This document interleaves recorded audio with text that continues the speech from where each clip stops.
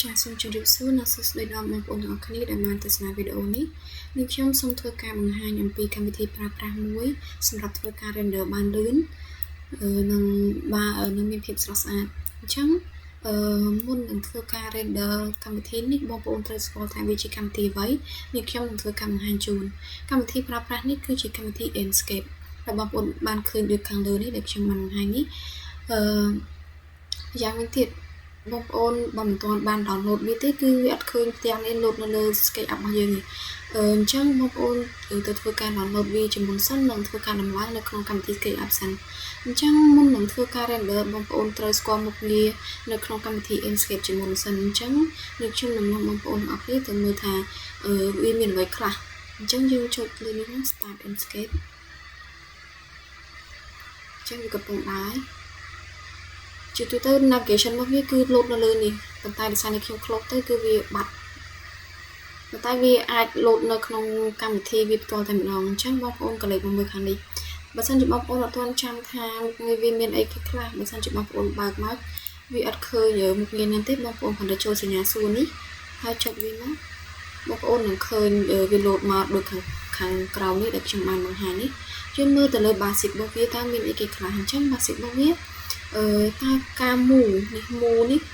តើយើងត្រូវប្រើ key អីគេខ្លះអញ្ចឹងយើងក្លេចមកមើលមាន A S W និង D អញ្ចឹង A ហ្នឹងគឺសម្រាប់រំកិលរូបភាពហ្នឹងមកខាងស្ដាំចំណែក D ហ្នឹងគឺរំកិលរូបភាពហ្នឹងមកខាងឆ្វេង S បានន័យថាទីរូបភាពហ្នឹងឲ្យទៅខិតឆ្ងាយ W ហ្នឹងគឺរំកិលរូបភាពហ្នឹងឲ្យមកខិតជិតចូលមកនេះគឺ fly up and down ហ្នឹងគឺមើលទៅលើអក្សរ E និង Q បើយើងចុចអក្សរ E រូបភាពនេះគឺវាចុះក្រោមនេះតែវាចុចអក្សរ Q បានតែរូបភាពនេះវាឡើងលើអញ្ចឹងចូលមកដល់ walk and fly បងប្អូនចង់ឲ្យវារូបភាពនោះវាហោះឡើងលើហើយយើងជាទូទៅយើងអត់ចាំបាច់ឲ្យវាហោះឡើងលើតែគ្រាន់តែបើយើងចង់មើលអីមួយយើងគ្រាន់ចុច space ទៅនេះគឺរូបភាពនេះវាហោះអញ្ចឹងហើយបងប្អូនចង់ប្រើប្រាស់វាកាន់បានកាន់តែលឿនសំទោសបានកាន់តែលឿនបងប្អូនគាត់ចុច shift និងធ្វើការ move វាឆ្លាងឆ្វេងស្ដាំ A S E W Q អីចឹងគឺវាលឿនហើយបើចង់កាន់តែលឿនជាងនឹងទៀតបងប្អូនគាត់ចុច control A S វារួមទៅចុច control និងចុច move វាចាអញ្ចឹងបងប្អូនអញ្ចឹងយើងក៏លេចមកដល់កន្លែងនេះវិញគឺ look around នេះបានន័យថាយើង click មកខាងឆ្វេងនៅលើ object ឬមួយក៏រូបភាពរបស់យើងដើម្បីមើលជុំវិញនេះយើងអាច click ខាងផ្សេងពីហ្នឹងក៏យើងអាចមើលបានដែរគឺទិដ្ឋភាពជុំវិញហ្នឹងនេះគឺចូលដល់ orbit បានន័យថាមកខាងស្ដាំតែយើងចុចវាដើម្បីអីអញ្ចឹងនេះយើងចុចឲ្យចំ object ហើយយើងបង្វិលវាមើលឆ្វេងស្ដាំលើក្រោមក្រោយតាមដែលចិត្តយើងចង់ធ្វើការបង្វិលបងប្អូនអញ្ចឹងចូលដល់ pen នេះគឺចំណុចម៉ៅផ្នែកកណ្ដាលអញ្ចឹងបងប្អូន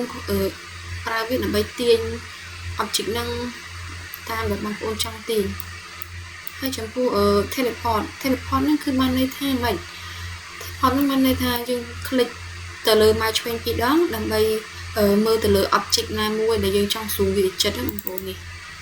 ខ្ញុំបានបង្ហាញនេះចានេះយើងគ្រាន់តែคลิกវាពីរដងមកវា zoom មកចិត្តចូលមកដល់ time of day ហ្នឹងបានន័យថាពេលវេលាដែលយើងចង់សេរីយើងចង់ធ្វើការ render យើងចង់ដាក់ម៉ោងប្រហែលអញ្ចឹងយើងគ្រាន់តែចុច shift បូកជាមួយនឹងមកខាងស្ដាំទាញវាមកគឺវានឹងធ្វើការសេរីពលឺថ្ងៃឲ្យយើងសេរីពេលវេលាឲ្យយើងចានេះបងប្អូន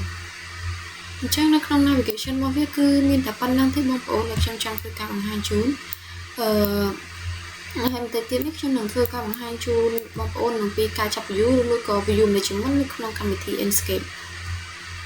ចាសូមអរគុណ